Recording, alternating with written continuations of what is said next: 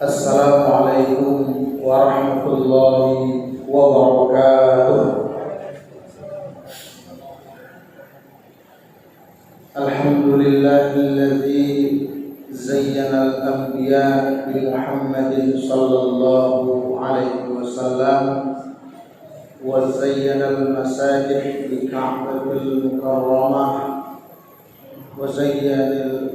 وزين الكتب بالقرآن العظيم وزين القرآن بسم الله الرحمن الرحيم أشهد أن لا إله إلا الله وأشهد أن محمدا عبده ورسوله الذي لا نبي بعده.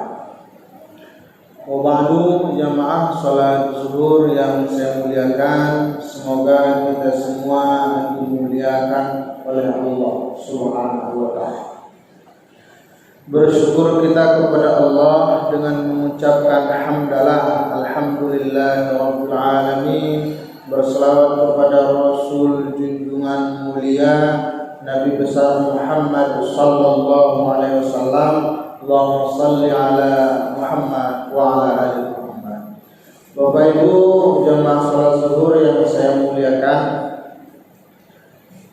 saya awali tausiah ini dengan mengutip dialog singkat antara Allah dengan Nabi Musa alaihissalam.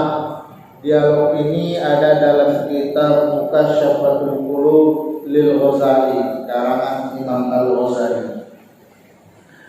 Biasanya dalam kitab-kitab klasik kalau Nabi dialog itu biasanya memang Nabi Musa alaihissalam, karena memang Nabi yang ulul azmi yang 5 tersebut lalu Allah beri mukjizat, Allah beri keistimewaan untuk berkata-kata langsung kepada Allah itu memang Nabi Musa. Dalam Al-Quran Allah ceritakan wa kallamallahu Musa taklima, Allah berbicara kepada Nabi Musa, Musa berbicara kepada Allah Subhanahu wa Ta'ala. Artinya makanya gelar Nabi Musa itu kalimullah, bisa berbicara kepada Allah Subhanahu wa Ta'ala.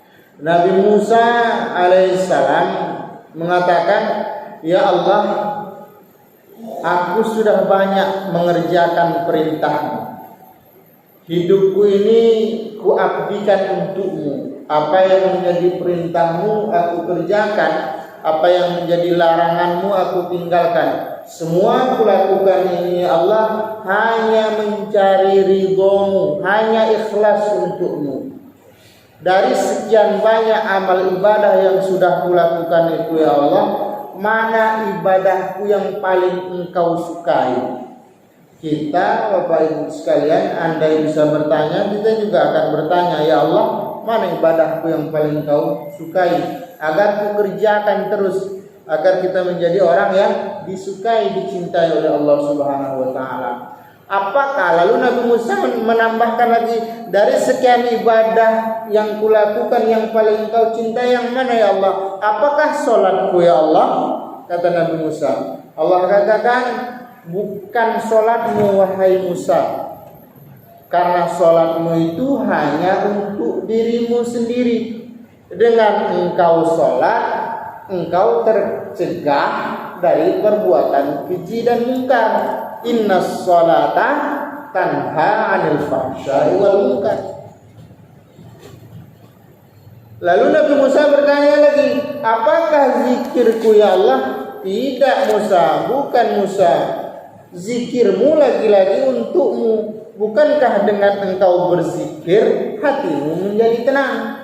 Ala bizikrillah tatmainnul qulub, kata Allah. Ingat, dengan berzikir hati akan menjadi tenang. Kalau begitu, apakah puasaku ya Allah? Kata Nabi Musa bertanya lagi. Tidak Musa, puasamu itu untukmu. Dengan engkau berpuasa, syahwatmu terarah, nafsumu terjaga. Fa innahu aghaddu lil basar wa ahsanu lil faraj, kata Nabi. Manfaat dari puasa itu mampu menjaga harga diri kita, kemaluan kita. Lemah syahwat dibuat puasa tersebut.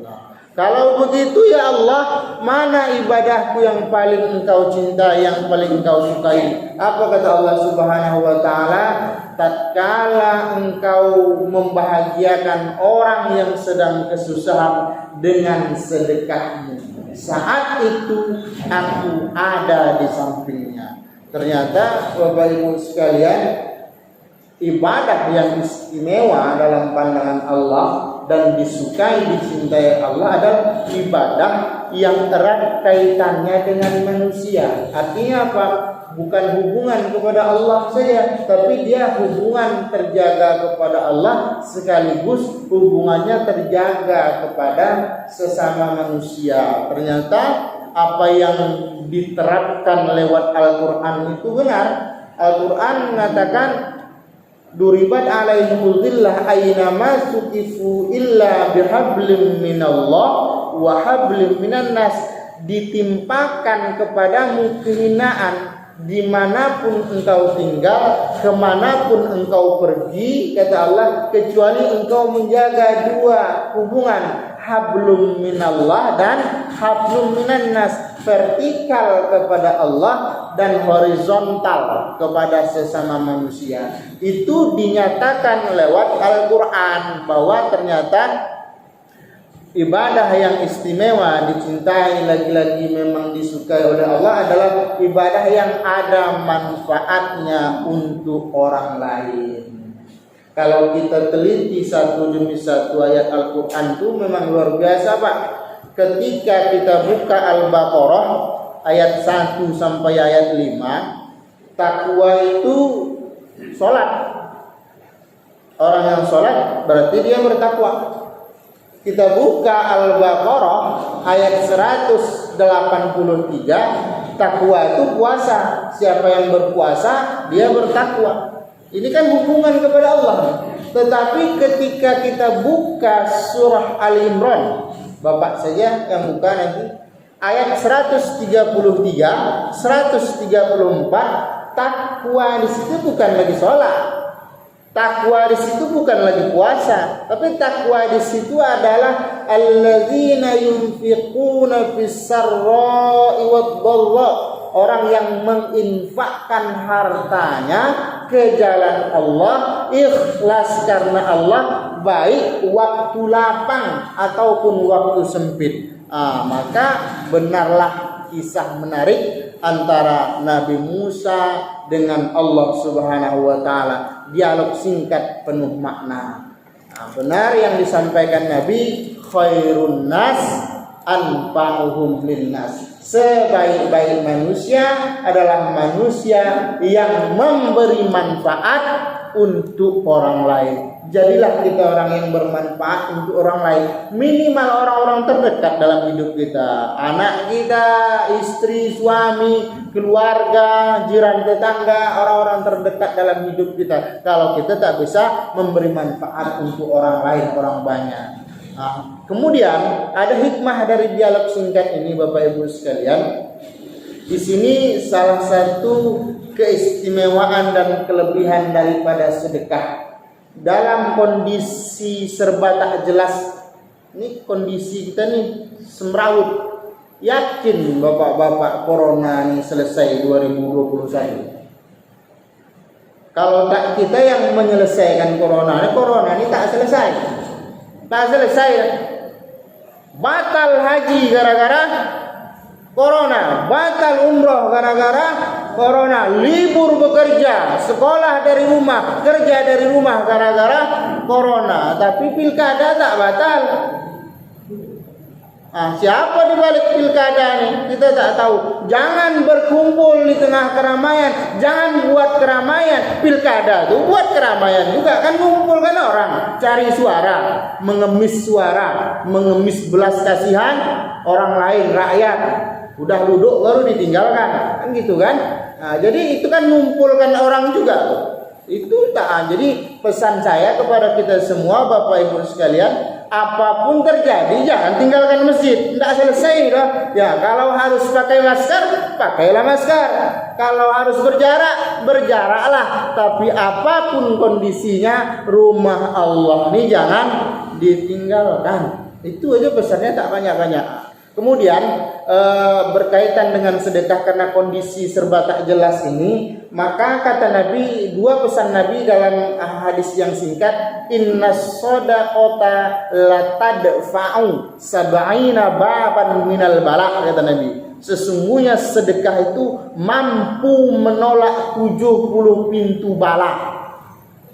70, Pak. Bukan 1, bukan 2, bukan 9, bukan 10, bukan 30, 70. Dari 70 ini nampaknya ada corona satu. Karena corona ini musibah internasional, bukan hanya Indonesia, seluruh dunia. Maka salah satu agar Allah lindungi kita dari mara bahaya, Allah hindarkan kita dari musibah, penyakit dan segala macam, apa tadi? Banyak-banyaklah bersedekah. As-sadaqatu taraddul bala. Sedekah itu mampu menolak bala.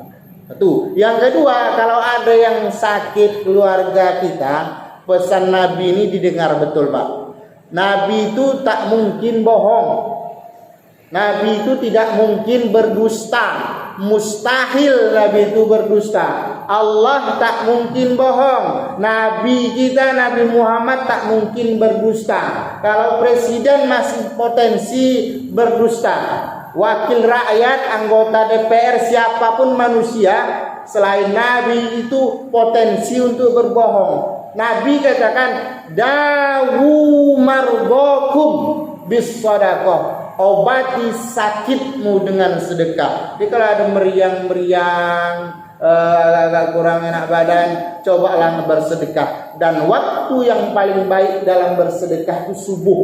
Jadi pas subuh ke masjid, ke musola, bersedekahlah situ. Karena di subuh itu ada 2 malaikat khusus utusan Allah berbicara dan berdoa untuk orang yang bersedekah. Orang yang bersedekah di subuh hari itu dapat langsung doa malaikat. Doa malaikat itu dikabulkan Allah. Allahumma munfiqan khalafa, kata malaikat yang pertama. Ya Allah, ganti harta orang yang bersedekah ini langsung. Ragu kita dengan malaikat. Doa yang kedua, Allahumma mumsikan talapa, dari malaikat yang kedua. Bangkrutkan orang yang tak bersedekah di subuh hari. Maka lakukan itu agar kita terhindar dari mara bahaya, terhindar dari musibah, dan kemudian Allah sembuhkan kita, keluarga kita yang sedang-sedang sakit. Mudah-mudahan bermanfaat. Usikum wa iyaya bitaqwallahi faqad fazal muttaqun. Wassalamualaikum warahmatullahi wabarakatuh.